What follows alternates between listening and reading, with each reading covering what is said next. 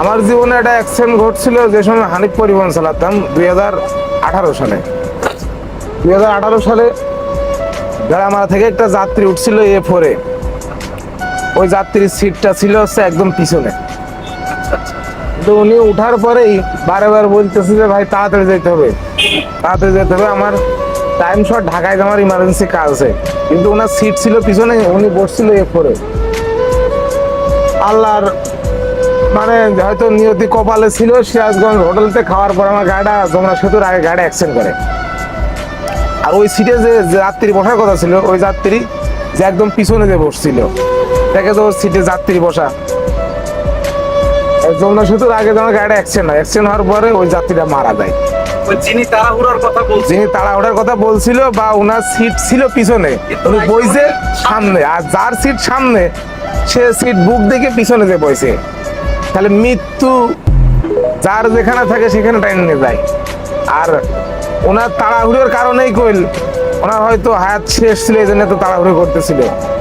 ওনার যে সিটটা ছিল সেখানে যে বললে হয়তো মৃত্যুটা হইতো না। যাত্রীদের সমস্যা মানে ম্যাক্সিমাম যাত্রী, আপনি যদি এখান থেকে মেহেরপুর থেকে যদি 15 মিনিট ঢাকা নিয়ে যান, বলবে যে আরো 5 মিনিট আগে আসলে ভালো হইতো।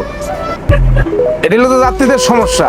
যদি গাড়ি কোথাও ব্রেকে 1 মিনিট পা দেয়, যাত্রীদের উপরে, ড্রাইভারের উপরে বা হেল্পার সুপারভাইজারের উপরে যাত্রীরা ক্ষিপ্ত হয়ে যায়। আমি প্রতিটা যাত্রী বলি, যাত্রীদের বলি, তা আপনারা যারা এই যে ঢাকা থেকে মেহেরপুর, কুষ্টিয়া বা কুষ্টিয়া থেকে ঢাকা চট্টগ্রাম যান, আপনাদের জীবনটা সম্পূর্ণ নির্ভর করে ড্রাইভার হেল্পারের উপর।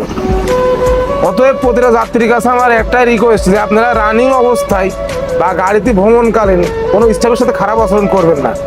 কারণ স্টাফের মনটা যদি ভালো না থাকে বা তার মনটা যদি হাসি খুশি না থাকে, আপনারা গন্তব্যস্থলে ভালোভাবে পৌঁছাতে পারবেন না। আপনি গাড়ির ভিতর উঠেই যে প্রথমে যে প্যারাটা স্টাফের বাদ দেবেন, এই প্যারাটাগুলো স্টাফের মাথার ভিতর কাজ করবে, ঠিকভাবে যাইতে পারবে না, এদিকেও দুর্ঘটনা ঘটবে। আপনি সারা রাস্তা পিছনে বসে চিল্লাপাল্লা করবেন, বাজে রাত কথাবার্তা বলবেন, এদিকেও তার ব্রেনের উপর চাপ পড়বে। কারণ তার মন ভালো না থাকলে পারে, তো তার মাথায় টেনশন না থাকলে সে ভালোভাবে তো যেতে পারবে না। আপনি উঠে তার প্যারা দিচ্ছেন, তার মাথার ভিতরে টেনশন খেলছে, রাস্তা ফাঁকা থাকলে সে গাড়ি চালাতে পারছে না।